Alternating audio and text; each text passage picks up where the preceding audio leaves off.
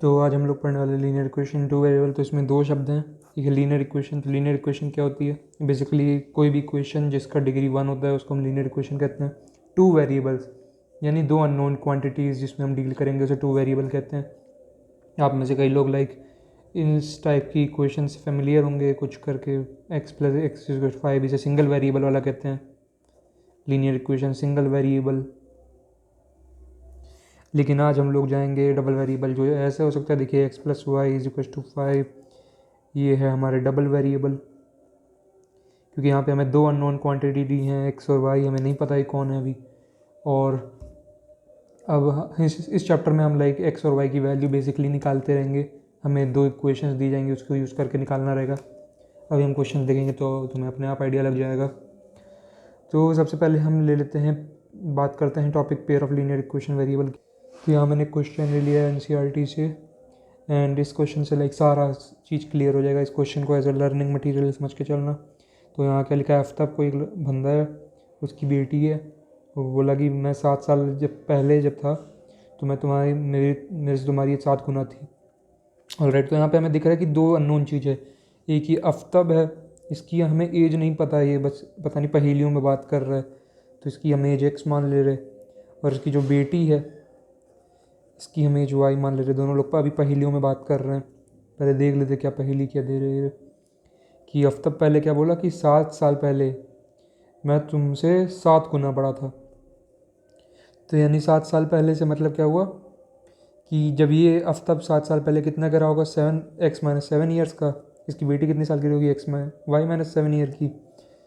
तब आफ्ताब क्या कह रहा कि मैं तुमसे 7 साल बड़ा था। तो यानी आफ्ताब अपनी बेटी से 7 साल बड़ा था। ऑल्सो 3 ईयर फ्रॉम नाउ, यानी आज से 3 साल बाद मैं तुमसे 3 गुना बड़ा हो जाऊंगा, जितनी बड़ी तुम होगी। तो बेसिकली कहना चाह रहा कि 3 साल बाद आफ्ताब जो है उसकी एज उसकी बेटी के 3 साल बाद वाली एज की इसके बराबर है। यही स्टेटमेंट लिखी है। 7 years ago I was 7 times as old as you are then, also 3 years from now, यानी आज से 3 साल बाद I shall be 3 times as old as you will be। तो हमें ये दो इक्वेशन मिल गई एल्जेब्रिकली।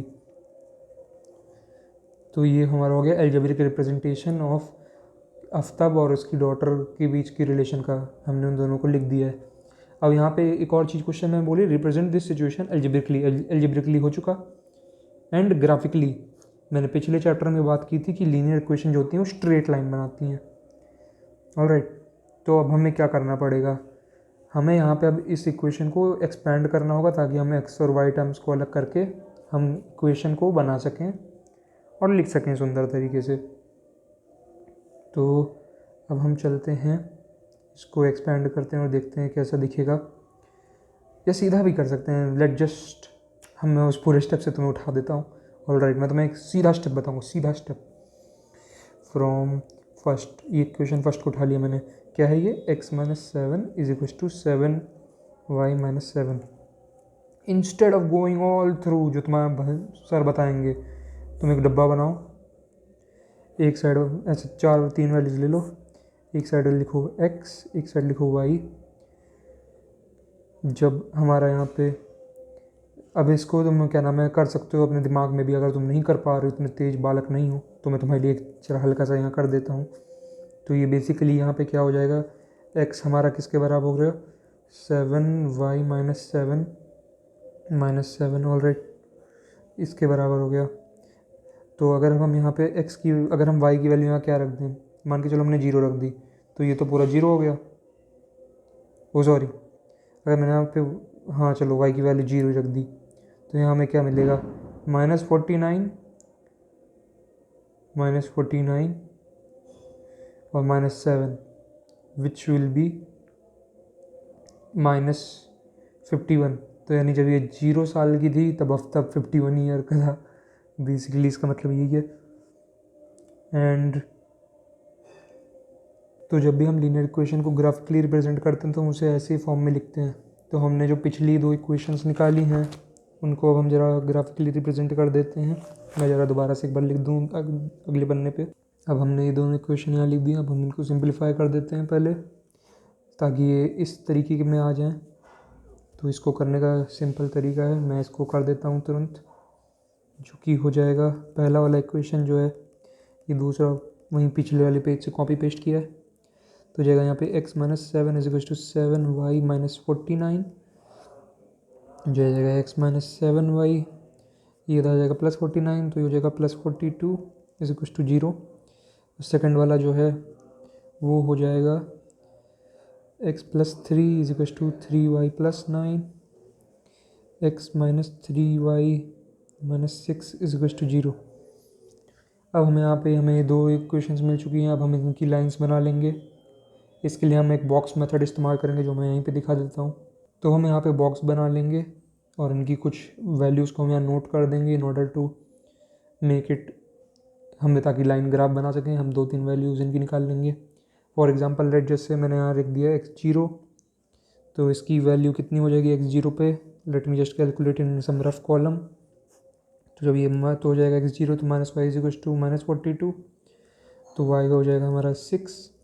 तो यहाँ मैंने लिख दिया 6। लेट जैसे मैंने y 0 कर दिया तो x मेरा माइनस 42 हो जाएगा, जो बहुत बड़ी वैल्यू है। इतनी बड़ी वैल्यू हमें लिखने की ज़रूरत नहीं है, बहुत बड़ा काम हो जाएगा फिर अपने लिए। लेट जैसे मैंने y की वैल्यू रख दी यहाँ 1 नहीं, कोई बड़ी वैल्यू लेते हैं ताकि रिमाइंडर छोटा है, ताकि ग्राफ बनाना आसान हो। लेट जैसे मैंने y की वैल्यू ले ली 7, तो ये कितना हो जाएगा x माइनस 49, 7 7 या 49 प्लस 42 बराबर 0। x तो हमारा हो जाएगा 7, जब हम इस साइड भेज देंगे तो ये कितना हो गया। जब हमने ये y यहाँ पे क्या रखा था, जब हमारा x 7 है तो हमारा y भी 7 है। हम इस वाले को छोड़ दे रहे हैं। लाइक 3 पॉइंट निकालना अच्छा होता है, बट मैं अभी नहीं निकालूंगा, या निकाल ही देता हूँ। चलो एक और जैसे मैंने ले लिया उस इक्वेशन से। लेट जैसे मैंने बोल दिया x is y is 5, alright 5, तो ये हो गया x minus 35 plus 42 is equal to 0। तो हो जाएगा x minus plus 7 is equal to 0, तो x हो जाएगा माइनस 7। तो ये हमने ऊपर वाला बॉक्स निकाल लिया ऐसे करके। एंड अब मैं सिमिलरली इस वाले बॉक्स को भी ऐसे ही करके निकालूंगा। ये तो सिंपल है उसके रिलेटिवली। लेट जैसे मैंने x के लिए 0 रख दी, तो अगर मैं x के लिए 0 रख दूंगा तो ये हो जाएगा 3y minus 6 is equal to 0। और ये फिर आ जाएगा minus 3y is equal to 6, y is equal to minus 2। तो यहाँ जब हमने यहाँ पे x 0 रखा तो y माइनस 2 आ गया। सिमिलरली अगर हम और वैल्यूज़ रखेंगे तो और मिलेगा। मैं 2 वैल्यूज़ और रख देता हूँ। तो मैंने बॉक्स कंप्लीट कर दिए हैं दोनों, और अब हम इसका ग्राफ बनाने वाले हैं। मैंने ग्राफ पहले से डिज़ाइन कर लिया था ताकि तुम्हारा टाइम वेस्ट ना हो मेरे ग्राफ बनाने के समय में। तो मैं लाइक हो सकता है वो पेपर मेरे ग्राफ पेपर तुम उसको बना सकते हो, बट मेरा बजट कम है तो मैंने क्या नाम है स्केल से ही बना लिया अपने लिए। अब मैं पहली वाली लाइन ड्रॉ करूँगा। इसमें मैं 3 पॉइंट्स को लोकेट कर देता हूँ। जब x 0 है और y 6 है, तो यानी x एक्सेस पे ये एक पॉइंट हो गया 7 7, तो ये हो जाएगा 7 यहाँ से एंड 7 यहाँ से, जो लगभग आएगा यहाँ पे एक जगह ये आ गई, और ये एक आ जाएगा -7 एंड 5। इस वाले को मैं छोड़ देगा क्योंकि मैंने x एक्सेस पे -7 वाला एरिया नहीं बनाया। तो 2 पॉइंट से भी काम चल जाएगा, तो मैं 2 ही से चलाऊँगा काम। और अब मैं चला जाता हूँ इस दूसरे, इसको पहले ड्रॉ कर देता हूँ स्केल से।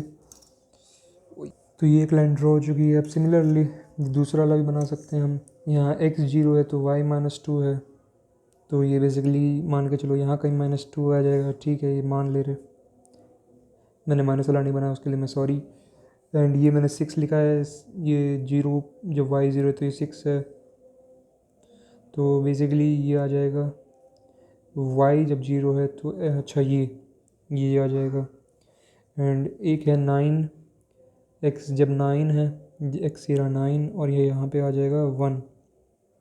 ऑल राइट, मैंने इसको कनेक्ट होते हुए नहीं दिखाया है, मैंने बस बना दिया है। वैसे कनेक्ट तो हो जाएगा, टू बी ऑनेस्ट मेरे को तो दिख रहा है।